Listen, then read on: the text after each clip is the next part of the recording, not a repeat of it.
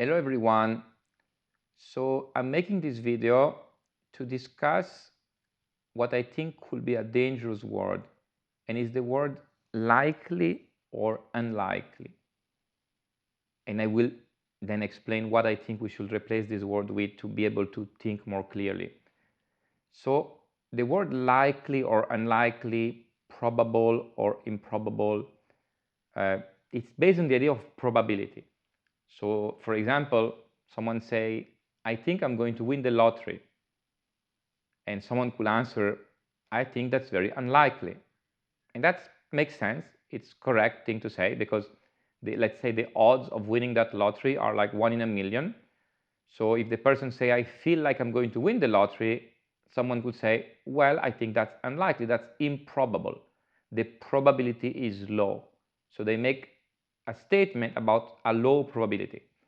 They say it's a low probability event, so most likely it will not happen. Most likely, they use the word likely. Most likely it will not happen because it will be a low probability event. Because by its nature, we understand the nature of how lottery works, and let's say there are a million tickets and one ticket win, everyone buys a ticket and the winner makes a lot of money. Yes, but there is only one chance in a million to win. Now, let's say that someone say, I'm going to the casino to play, and I feel I'm going to win.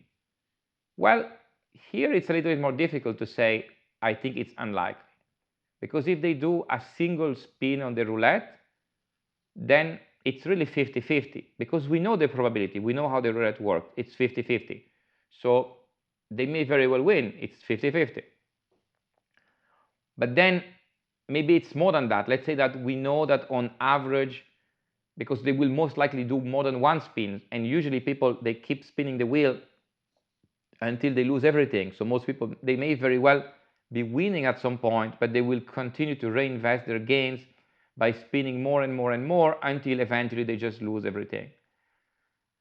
But this is a little bit more difficult because it's more difficult to assess the probability. What is the probability that this individual is going to play the roulette many, many times until he loses everything?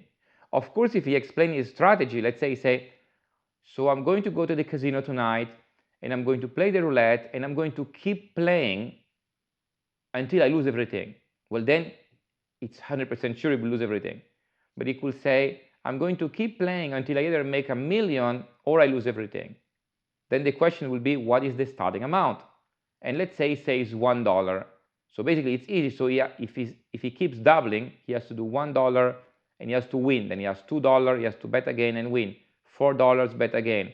$8, $16, $32, $64, $128, $256, $512, 1,000. So, I mean, and then he has to continue. So he has maybe 20 times, let's say. Let's say he has to spin the wheel. So he has to win 20 times in a row.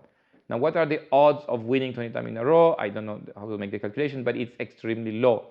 It will be 0.5 to the power of 20. So that's a very small number.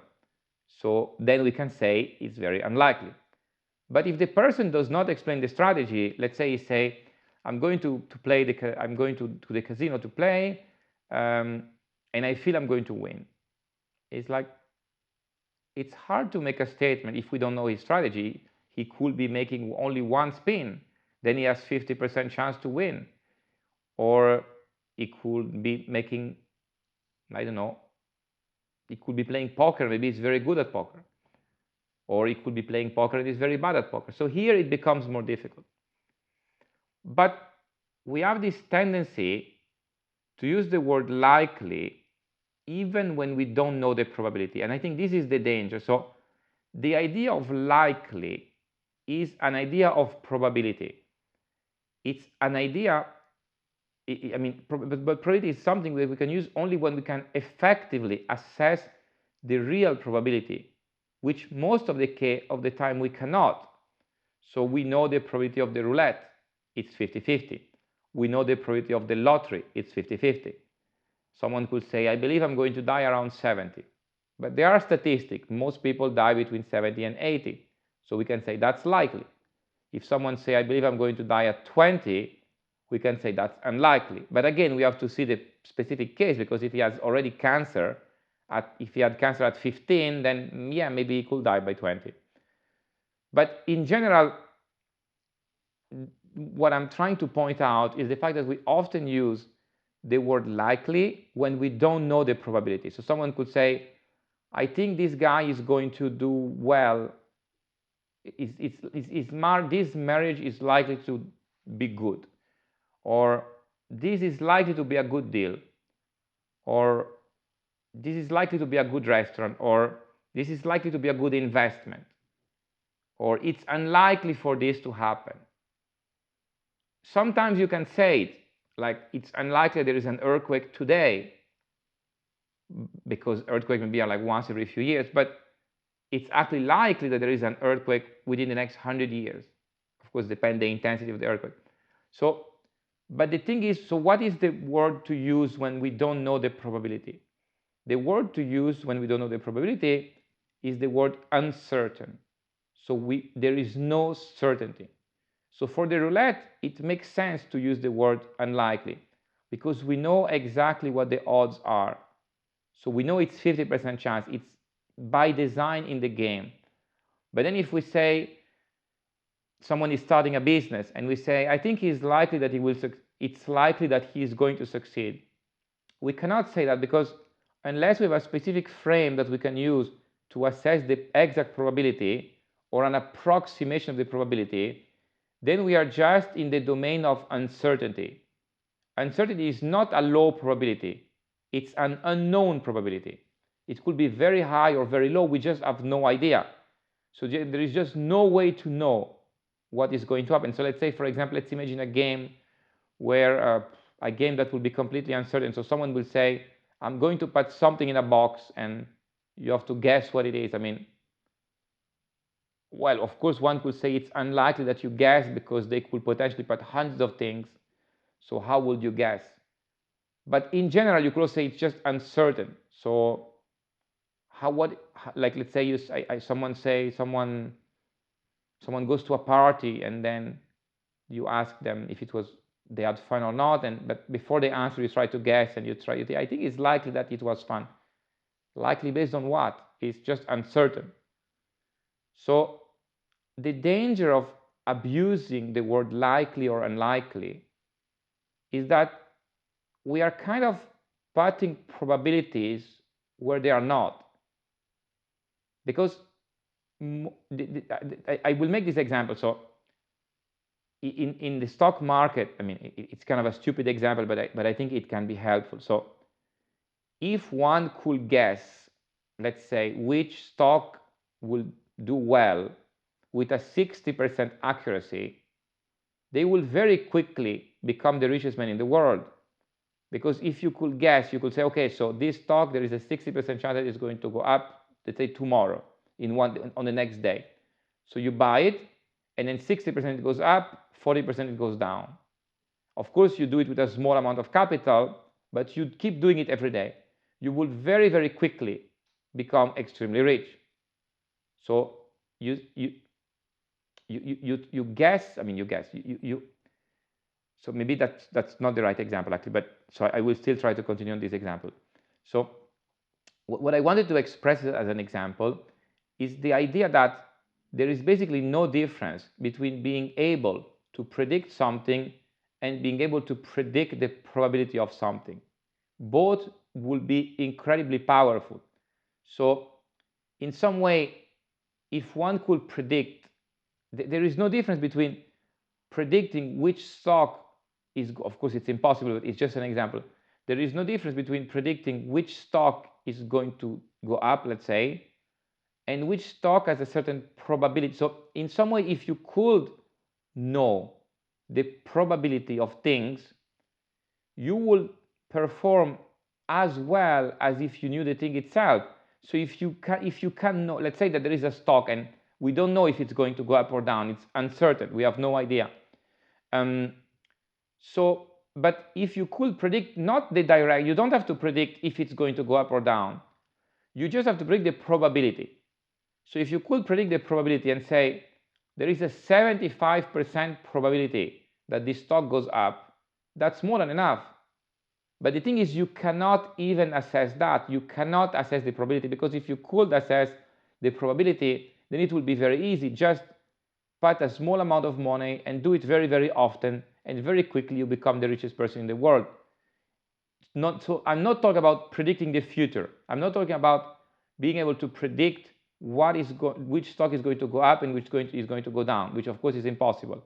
But even predicting it's not a prediction, even knowing the probability, determining the probability is most likely impossible. I mean, it is impossible, because if it was possible to predict the probability, then anyone who can do it will be the richest man in the world.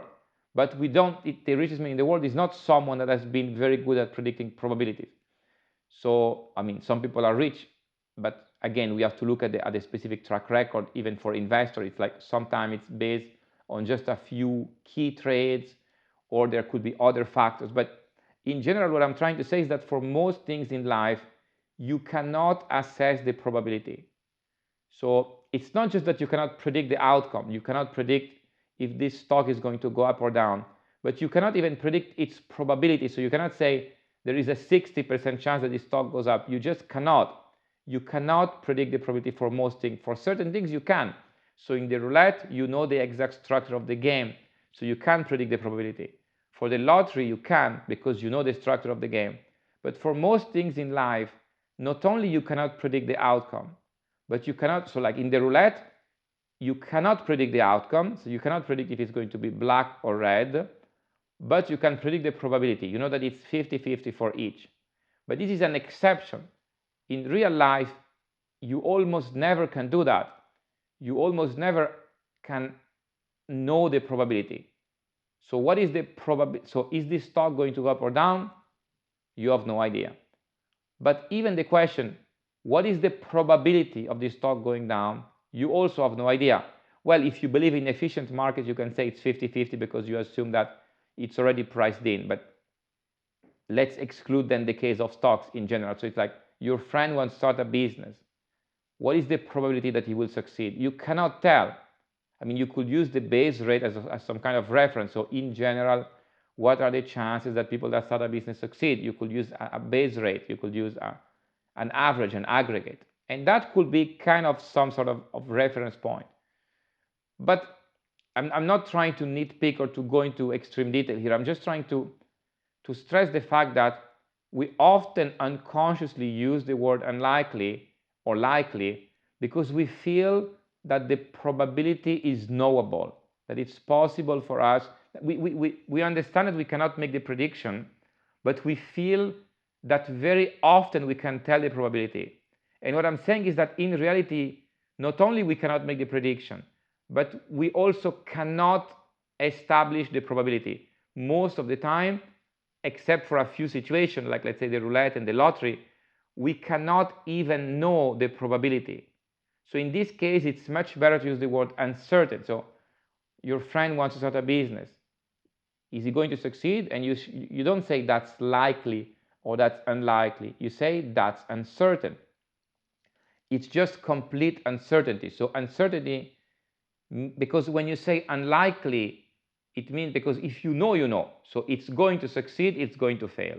So if you know, you know. But if you don't know, there is a difference between don't knowing the outcome but knowing the probability, or not knowing the outcome and not knowing the probability. But most people unconsciously believe that they don't know the outcome but they know the probability. So they often use the word likely or unlikely. But when you use the word likely or unlikely, you're assuming that you know the probability. But most of the time you don't know the probability. Most of the time you don't know the probability. Of course you don't know the outcome, but this is obvious. Everyone kind of realizes that they almost never know the outcome. But they fall under this illusion that they kind of know the probability. And so they are going to say, I don't know the outcome, but it's unlikely or it's likely, because they feel that they can guess the probability. But in reality, most of the time they cannot. So it will be better to say it's uncertain. And the difference is that, so there is, of course, it's going to do well, it's going to go bad, certainty, you know. So that's the realm of certainty. Then there is the realm of probability, and there is either a positive probability or a negative probability. So you say it's likely or it's unlikely. So there is one which is in favor, likely, and one that is against, unlikely. But uncertainty doesn't have the positive and the negative. It's just uncertain. There is not a form of positively uncertain and negatively uncertain. It's just uncertain. So here we have the domain of certainty, success or failure, good or bad, it works, it doesn't work. Then we have the realm of uncertainty, which is a single word. It's just uncertainty. There is not a positive bias or a negative bias for the word. It's just uncertainty. And in the middle, we have the realm of probabilities, where we have a potential bias. So we have the high probability will be likely, and the low probability will be unlikely. But the reality is the first one is almost zero, the certainty. It almost never happens. The second is very, very small. So unconsciously, we may think that it's big, the second, that there are many situations where we cannot predict, but we can know the probability. But this is not true. We can almost never know the probability. Only in specific cases like the game of roulette or the lottery, we can easily assess the probability. And usually then the conclusion should be not to play. But most things, we cannot assess the probability. So it's just in the domain of uncertainty. And uncertainty doesn't have a direction or a bias. There is no positive uncertainty or negative uncertainty. It's just uncertain. So it's a much better word to use to think more clearly. So every time there is a situation where you don't know the probability, it's better to say that it's just uncertain rather than to say it's unlikely or it's likely. This will give you a lot more clarity when you think, because you will not assume that you can know the probability, because it's almost impossible for almost everything to know the probability.